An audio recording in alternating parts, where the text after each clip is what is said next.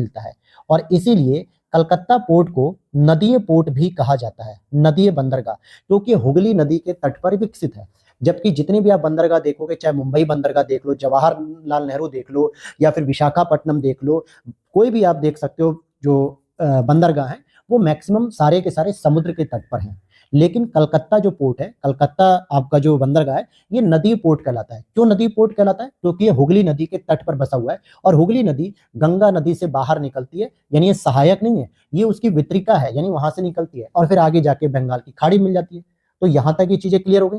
अब जरा हम और इनकी छोटी छोटी जो सहायक नदियां हैं उनको समझते हैं। थोड़ा सा मैं जूम कर देता हूं। जैसे आप देखोगे कि यमुना में मिलने वाली सबसे पहली नदी होती है उत्तराखंड में टोंस नदी, और ध्यान देना ये लेफ्ट साइड हो जाएगा, ये राइट साइड हो जाएगा। और दूसरी नदी होती है हिंडन नदी, ये भी इसी में मिलती है। फिर उसके बाद राइट साइड से दाहिने तट से मिलने वाली कुछ प्रमुख नदियां हैं।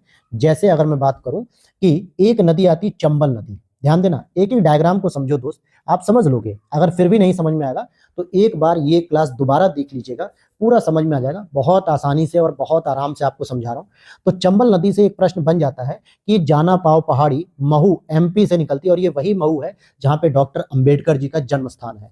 एक पॉइंट से देखो, दो तीन पॉइंट जब पढ़ोगे ना, तब दोस्तों मजा आता है पढ़ने में। तब आपको लगता है कि हाँ, मेरी नॉलेज इन्हांस हो रही है। अगर आप केवल बस रट रहे हो चंबल नदी जाना पाव पहाड़ी से निकली है, कोई मतलब नहीं निकलता। आप ये देखो ना, चंबल से संबंधित और भी क्या क्या चीजें हैं भाई। चंबल नदी के बारे में आपको पता होना चाहिए। यहाँ पर जो है कि ये संयुक्त परियोजना चलती है, एमपी है, राजस्थान है, यूपी है, इसमें जवाहर सागर, राणा सागर, इस तरीके के बांध है। ये सब चीजें हम लोग आगे डिस्कस करेंगे। तो अभी ये समझा आपने।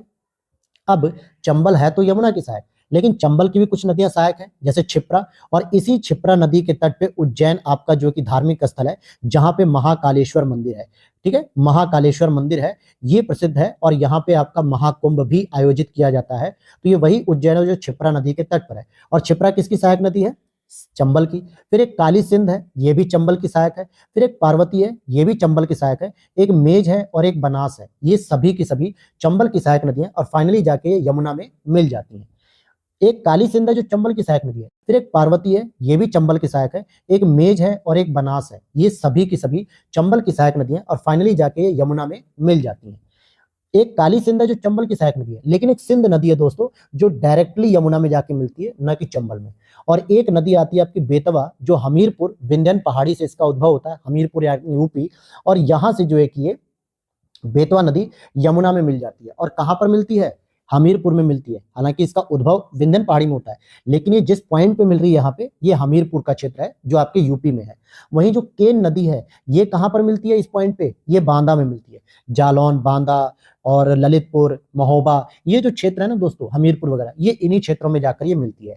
तो अब छोटा सा एक रिवीजन आप यहीं से कर सकते हो। यमुना भी आपने इसी में पढ़ लिया कि यमुना की जो लेफ्ट साइड से है टोन्स और हिंडन, वहीं राइट साइड से आप देखोगे इटावा में आके चंबल नदी मिल जाती है।